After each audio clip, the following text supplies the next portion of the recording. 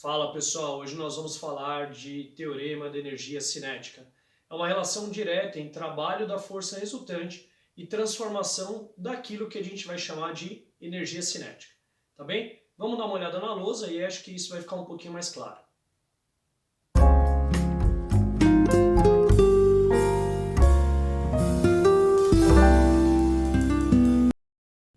E aí pessoal, tudo bem? Vamos começar então falar um pouquinho sobre teorema da energia cinética. Bem, antes de avançarmos, eu quero lembrar aqui um conceito fundamental, tá? Que é o que nós chamamos de trabalho da força resultante, tá bem? Para quem não lembra, o trabalho da força resultante é força resultante vezes deslocamento vezes o cosseno de θ. Fechou? Só que nós tínhamos uma aplicação muito específica, né? Vamos considerar, por exemplo, um corpo em que exista, né, sobre ele um conjunto gigante aí de forças. Só para facilitar a compreensão, pessoal, vamos pensar aqui num corpinho qualquer, tá? Em que você já saiba que a força resultante está definida e que aponta, por exemplo, horizontalmente para a direita. Beleza? Se essa força resultante for constante, nós sabemos que a aceleração também será constante de acordo com a segunda lei de Newton, o princípio fundamental da dinâmica. Beleza? Eu vou pegar aqui um caso específico em que a aceleração é constante para falarmos de uma forma geral, tá bem? Quer dizer, eu vou pegar uma aplicação restrita, que é o caso da aceleração ser constante, para você poder entender o teorema da energia cinética. O que vai acontecer com esse corpo, pessoal? Ao sofrer, né, ou ao realizar um deslocamento, esse corpo, à medida que passa, continua com a mesma aceleração, mas sua velocidade vai mudar, certo? Isso é claro para todo mundo. E a mudança, ou essa mudança de velocidade, ela é bem representada se você fizer um gráfico, por exemplo, de velocidade, tá bem? Por tempo. Num gráfico de velocidade por tempo, nessas condições, com aceleração constante, o que nós sabemos?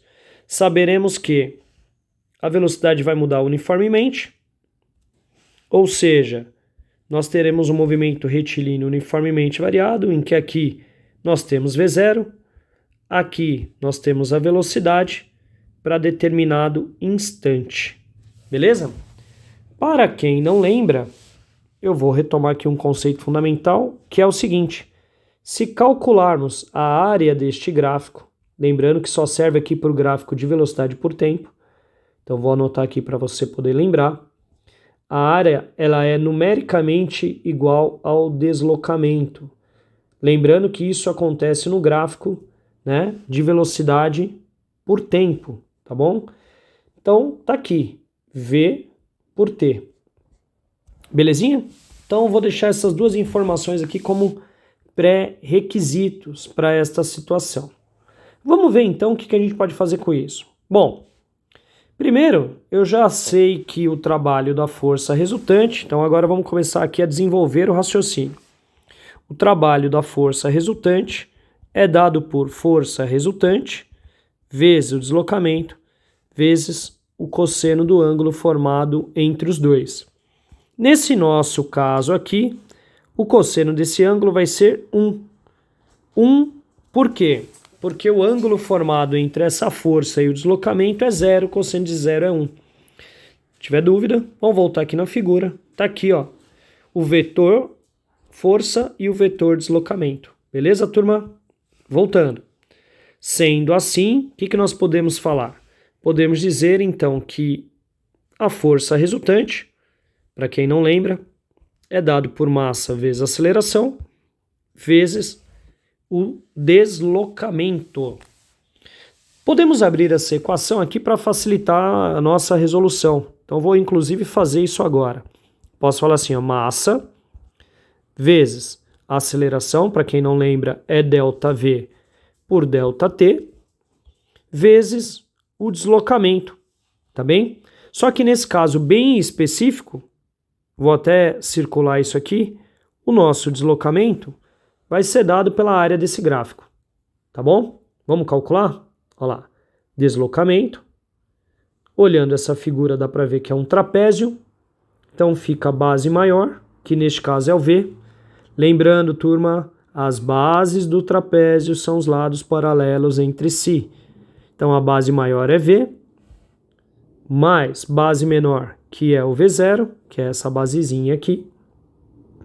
Tudo isso vezes a altura, que neste caso aqui é o intervalo de tempo, ΔT, tudo isso dividido por 2.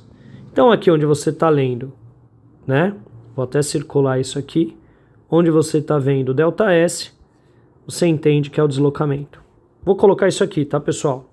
Então olha como é que ficou. Ficou assim, ó. V mais V0 vezes ΔT, tudo isso dividido por 2. Perceba que dá para simplificar essa equação. E eu vou fazer isso agora. ΔT com ΔT. E aqui onde está o ΔV, vamos abrir para ver como é que fica. Fica assim, ó. Então o trabalho da força resultante é M vezes ΔV, pessoal, é V menos V0, aqui sobre 1, né?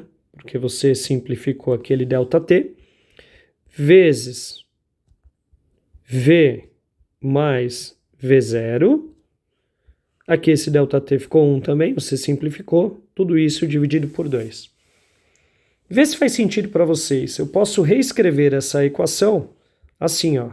Trabalho da força resultante será igual a M, que é a massa, vezes, ó, V menos V0, vezes V mais V0, tudo isso sobre 2. Você que anda estudando aí já deve ter percebido que aqui nós temos um produto, né, de uma diferença.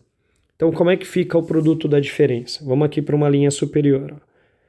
Trabalho da força resultante vai ser igual a massa vezes quadrado do primeiro menos o quadrado do segundo. E tudo isso dividido por 2. Tá bem? Como a ordem dos fatores não altera o produto, eu posso fazer assim, ó. Trabalho da força resultante vai ser igual M, olha lá, vezes, né, pessoal? V quadrado menos, deixa eu aumentar isso aqui, M vezes V0 quadrado, tudo isso sobre 2. Do jeito que está aqui não está legal para mim, eu vou separar em duas fraçõezinhas. Ou seja, posso falar assim, ó, o trabalho da força resultante é igual a mv quadrado sobre 2 menos m v0 quadrado sobre 2. E é aqui que está o detalhe da nossa aula de hoje. Por quê? mv quadrado sobre 2 é o que nós vamos chamar de energia cinética. Energia cinética. A energia cinética de um determinado corpo depende, então, de alguns fatores. A energia cinética depende da massa, a energia cinética depende da velocidade ao quadrado do corpo, tudo isso dividido por 2. Ou seja, qualquer corpo em movimento, que então por sua velocidade, né? Um corpo em movimento possui velocidade, possuirá também uma energia que nós vamos chamar de energia cinética. Ou seja, dá uma olhada na equação aqui em cima. O trabalho da força resultante é a energia cinética menos energia cinética inicial. Conclusão da nossa aula de hoje. Trabalho da força resultante é a variação da energia cinética. Então, energia cinética final menos energia cinética inicial. Vamos escrever isso aqui de um jeito melhor. Trabalho da força resultante é a variação da energia cinética. Como é que vamos chamar isso aqui? Vamos dar um nome um pouquinho mais elegante. O nome disso aqui, pessoal, Teorema da Energia Cinética, também carinhosamente chamado de TEC, Teorema da Energia Cinética. Lembrando, pessoal, que trabalho é dado em Joule e, portanto, energia também será dada em joules no Sistema Internacional de Pesos e Medidas. Valeu, turminha. Agora vamos ver aplicações, tá bom? Vamos pegar as questões e resolver aí com bastante cuidado. Valeu, grande abraço. Grande abraço, turma. Até a próxima. Valeu, bons estudos.